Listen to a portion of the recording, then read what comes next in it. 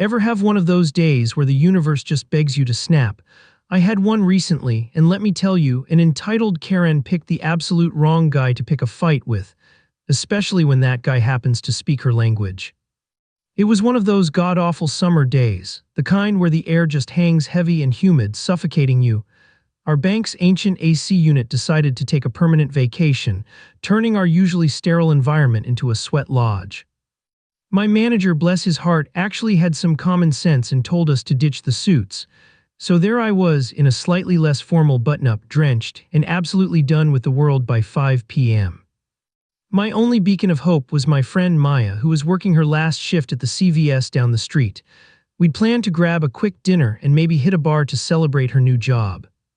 So feeling grimy but determined, I peeled myself out of the bank and headed over. Walking into CVS was a temporary reprieve from the heat, but the peace was short-lived. From the back of the store I could hear it, a shrill, guttural shouting match reverberating off the fluorescent lights. My eyes landed on the source. A woman, probably in her late 40s or early 50s, dressed in what looked like slightly too fancy for CVS clothes. She had that distinct "I demand to speak to the manager" energy radiating off her like a heat haze. She was laying into a young cashier, whose face was a mask of professional exhaustion about a coupon. I tried to mind my own business, heading towards the snack aisle, but her voice was like a magnet for all things annoying. "This coupon valid? I know it, you cheat me," she shrieked, her accent thick enough to cut with a knife. The poor cashier was trying to explain, very calmly, that the system was showing it as expired. I glanced over, maybe a little too openly amused by the spectacle, and that was my first mistake. Her eyes, narrowed and furious, snagged mine. It was like a shark seeing blood in the water. She beelined right for me, her chest puffing out. "You," she pointed a shaky, manicured finger at me. "You work here, help me." I blinked. No ma'am, I don't work here," I said, gesturing vaguely at my lack of a uniform. "And besides, it sounds like your coupon just expired." That was it, that was the magic phrase. Her face went from beet red to a shade of purple I didn't even know existed outside of bruised fruit. "Expired? No, you lie, you stupid boy, you don't know nothing," she screamed, her voice cracking. She got right up in my face, spittle flying, her breath smelling faintly of garlic and desperation. She kept repeating expired, but butchering the pronunciation so badly it sounded like expired. In that moment, something in me just snapped. Maybe it was the heat, maybe it was the cumulative stress of the day, maybe it was just her sheer audacity. But looking at this woman, absolutely frothing at the mouth, calling me stupid, a little switch flipped. And I just smiled, a slow, predatory grin. In perfectly fluent, slightly archaic Russian, the kind my grandmother used when she was really laying into me, I looked her dead in the eye and said, "Zana yashayiri chetel doerogaya. Tiurisamaya nastel yashaya deyer yavayanskaya dewerea, itavo kratkoi kopel and devan operotokea." For those who don't speak Russian, that translates roughly to, "You know what, darling? You are a genuine inbred village idiot and your coupon went rotten ages ago." The effect was instantaneous and glorious. Her mouth, which had been midrant, snapped shut with an audible click. Her eyes, previously burning with rage, went wide as saucers. It was like I'd just slapped her with a wet fish. All the bluster drained out of her, leaving behind a bewildered, almost childlike expression. She literally took a step back, her head tilting slightly, trying to process what had just happened. The cashier, who'd been bracing for impact, just stared, mouth agape. I reached into my pocket, pulled out 3 crumpled dollar bills, enough for her expired coupon, I guess, and tossed them onto the floor right at her feet. They fluttered down, landing on the linoleum like a final, dismissive insult. "Here," I said, still in Russian, my voice low and calm. "Go buy yourself some manners, or maybe a dictionary." Then I turned on my heel and walked out of that CVS, past Maya, who was now openly covering her mouth to suppress giggles, past the other customers who were either staring in shock or trying to hide their smiles. I didn't even glance back. I could feel the collective gasp, followed by a few muffled laughs as I pushed open the automatic doors. The humid air outside suddenly felt refreshing. It wasn't just about standing up for myself or the cashier. It was about reclaiming a little piece of sanity in a ridiculously hot, stressful day, and man, did it feel good. Sometimes you just gotta hit 'em where they least expect it. Liking the vibe so far? Hit that subscribe button and stick around, the next story's even better. You know those days where you just want to blend into the background, grab your food, and chill? Yeah, well, 17-year-old me had no idea that day was going to be anything but chill. My name's Bruno and I was deep in my emo phase. Think dyed black hair that flopped perfectly over one eye, enough studded belts to ward off a small army, and a permanent scowl that I genuinely thought made me look broodingly cool. My ancestry was a patchwork quilt of European countries with absolutely no ties to Asia, which, trust me, became a very relevant detail later. Anyway, I was dating this amazing girl from a couple of towns over, and we'd hit the 4-month mark, practically ancient history for a high school relationship. To celebrate, or just because they were awesome, her grandparents decided to treat us to lunch at a Chinese buffet. I knew I needed to look decent, so I pulled out my nicest black band t-shirt, a pair of artfully ripped jeans, and my trusty combat boots. In my mind, I was pulling off sophisticated grunge.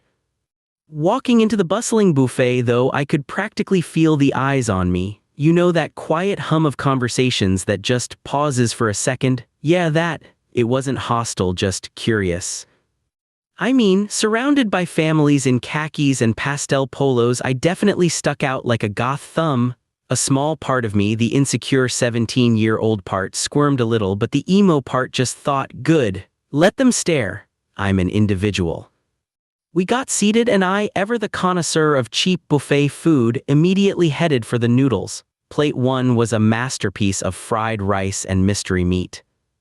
I was just about to embark on plate 2, my eyes gleaming at a fresh batch of crab rangoons, when a hand slapped hard against my back. Not a friendly pat, more like a hey you kinda smack. I spun around, already annoyed. Excuse me, sir, I managed, because, well, I was pretty sure no one I knew would hit me like that.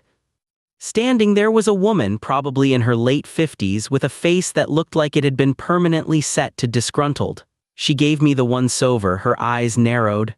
"Excuse me, waiter," she snapped, her voice cutting through the restaurant's din. "I'm talking to you. Where's the sweet and sour sauce? This orange chicken is bland." My brain actually hitched for a second. "Waiter," I repeated, totally bewildered. Then pure teenage indignation flared. "Ma'am, I don't work here." I wasn't smacking her back, but I was definitely giving her my best "I'm not impressed" glare. She actually scoffed. "Oh, don't play coy, what's this then?" She jabbed a finger hard into my chest, right where my band logo was. "People don't come to a cheap Chinese buffet dressed like that unless they're working. You're clearly in uniform." I just stared at her, speechless for a moment. "It's a band shirt, ma'am. These are my clothes. I'm a customer." My voice was probably a little too loud, a little too defensive. She didn't miss a beat. "Don't you ma'am me, get me the sauce now." And then she actually shoved me. It wasn't a huge shove, but it was enough to make me stumble a step back, right into the line of people waiting for their food. That's when things got messy. A couple of older guys in line immediately stepped in, trying to separate us. "Hey lady, cool down," one of them said. But the woman, oh, she was a master of the victim card. She started wailing, "He assaulted me." This rude young man shoved me, pointing dramatically at me. The commotion, of course, drew the attention of the actual staff. A manager, looking utterly exhausted, came over, followed by a couple of servers. The woman immediately started a full-blown tirade about my unprofessionalism and how I'd attacked her. I, meanwhile, was just trying to explain through a haze of embarrassment and anger that I was just trying to get some crab rangoons, and she decided I was her personal server. My girlfriend and her grandparents, bless their hearts, were initially engrossed in conversation and hadn't quite caught the full scope of the drama.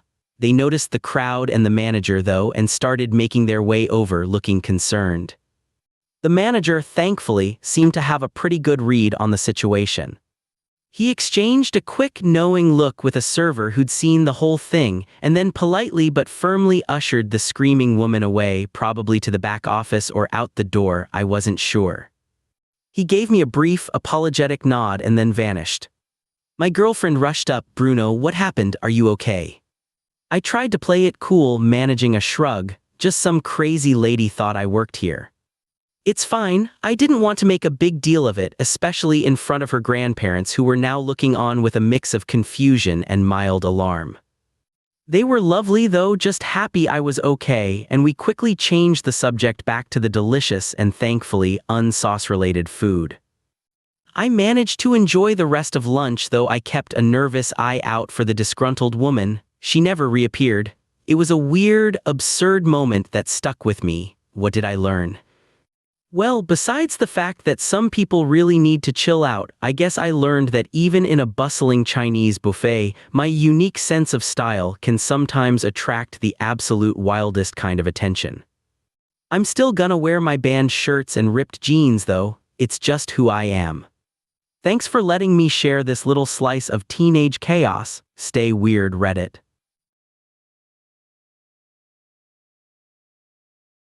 You ever have one of those days where you're just trying to do your job, minding your own business, and then bam, Karen? Yeah, that was my Tuesday. I'm Cameron, a surf instructor, and I usually spend my days out on the waves, teaching eager newbies how not to drown. This particular day, the sun was bright, the surf was gentle, and I was just wrapping up a lesson with a group of enthusiastic kids down by the local shack. Life was good. Or so I thought. I was giving my final pointers, watching the kids proudly lug their boards back to the sand, when a woman suddenly materialized, marching across the beach like she was on a warpath. Her face was a thundercloud, contorted in a way that screamed, "Manager, now!" even though we were literally on a public beach. She wasn't yelling at anyone yet, just projecting a wall of indignant sound. "Hey, everything okay?" I asked, putting on my most reassuring customer service smile as I walked towards her, still holding my board. My first thought was maybe someone had cut her off on the bike path or something. She stopped dead in front of me, hands on her hips, practically vibrating with fury. You're with this surf place, right?" she demanded, her voice shrill enough to cut through the waves. Before I could even confirm, she gestured wildly towards a neatly laid-out collection of beach gear. A big umbrella, a cooler, a couple of towels, and some kids' sand toys, sitting in what I knew was a pretty prime spot a little ways down the beach. "You need to deal with that." I blinked. "Deal with what exactly?" I asked, genuinely confused. "Is something wrong with someone's stuff?" She huffed, rolling her eyes like I was the densest person on the planet. "It's their stuff. That family. They just left it there. I told them they couldn't just leave their things there taking up space, and they ignored me. Now you need to move it." Her tone was a blend of outrage and supreme entitlement. "Okay, do you know that family?" I asked, glancing at the deserted spot. It was clear this was not her family's stuff. Her body language was practically screaming stranger danger, but from her perspective. She looked like she wanted to kick the very sand those belongings were resting on. "No, of course not," she snapped, as if the very idea was preposterous. "But it's their stuff and they're not here. It's just there." She made their sound like a personal affront. "It's blocking my view. It's an eyesore. And now you, as someone who works here, needs to get rid of it." I took a deep breath. My surf class was nearly done, the kids heading off with their parents, and this woman was clearly not going to be reasoned with easily. "Ma'am," I said, trying to keep my voice calm and even, "I teach surfing lessons. My job is to make sure people are safe in the water and have fun. It's not my job to move other people's personal belongings from a public beach." Her face went from thundercloud to full-on hurricane. "Don't you dare tell me what your job is," she shrieked, actually taking a step closer, jabbing a finger at me. "You're clearly an employee. This is a public nuisance. You need to shut up and do your job and move that stuff right now." I felt a little spark ignite in my chest. My easygoing nature has its limits, especially when someone's being aggressively unreasonable. "Ma'am, with all due respect, I am not going to touch someone else's property, especially when they're not here." "That's not only out of my scope, it's just wrong." I crossed my arms, my stance firm. "Those people paid for that spot. They're entitled to enjoy the beach." She gasped, genuinely affronted. "They paid for nothing. They're just squatters. You clearly don't know what you're doing. I'll report you. I'll have your manager fire you." And with that, she spun on her heel, a dramatic flounce of her beach cover-up, and stomped a few yards away, positioning herself as if to observe my inevitable capitulation from a safe distance. She didn't leave the family's belongings. She just positioned herself close enough to glare at them, probably hoping their presence would annoy them into moving. I shook my head, walking over to the abandoned items myself. Sure enough, there they were. A brightly colored beach umbrella, a small pop-up tent, a cooler, a few beach chairs, and a sand bucket with shovels. Clearly a family's setup. No squatting, just someone who'd gone for a dip or a walk. I looked back at Karen, who was now meticulously rearranging her own small towel and book, casting furious side-eyes at the other family's stuff. It was almost comical, like a territorial beach crab. Not 10 minutes later, the family returned. A mom, a dad, and 2 excited little kids, dripping wet and covered in sand. As they approached their spot, the dad stopped dead. His face went from relaxed amusement to immediate confusion. He looked at their perfectly placed belongings, then at me, then at Karen, who was now actively pretending to read her book while subtly watching everything. "Hey, excuse me," the dad said, walking over to me, a worried frown on his face. Did a woman just tell you that this was your stuff? My kid said some lady was yelling at you about our things." I explained the whole situation, keeping it brief and factual, mostly just relaying Karen's demands and my refusal. The mom's eyes widened, and she looked over at Karen with a mixture of shock and disbelief. "She wanted you to move our stuff?" the dad asked, his voice low and incredulous. He glanced at Karen, who was now pointedly ignoring us, though I could see her shoulders were tense. He picked up his umbrella and deliberately moved it a foot closer to Karen's setup. "Well, thank you for not moving it. We were just down by the tide pools." He then marched straight over to Karen, who finally looked up, feigning surprise. "Excuse me," he said, his voice firm. "My kids just told me you were yelling at this gentleman to move my family's belongings. Do you have a problem with our things being here?" Karen, instantly on the defensive, dropped her book. "Well, you just left them here, taking up space. It's rude." The dad just stared at her. "Ma'am, this is a public beach. We've been coming to this spot for years." We were gone for 10 minutes. "And it is absolutely not your place to demand that someone else move our property." The ensuing discussion was brief but heated, with Karen stubbornly insisting on her right to a clear view, and the dad calmly but firmly telling her to mind her own business. Eventually, Karen, realizing she wasn't going to win this battle of wills, huffed, gathered her towel, and stomped off again, this time all the way down the beach to a less prime but less confrontational spot. The mom came over and thanked me again, shaking her head.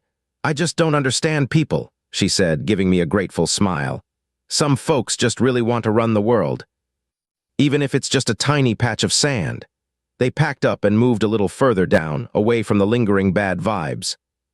I spent the rest of the day thinking about it. Sometimes you just can't reason with that kind of entitlement. It's not about the stuff or the view or even logic. It's about a need to control, to feel important, to dictate what others should do. All I wanted was to teach kids to surf, and I ended up refereeing a beach turf war. Good times. At least I stood my ground. You gotta do that sometimes, you know. This one pairs perfectly with what you just watched.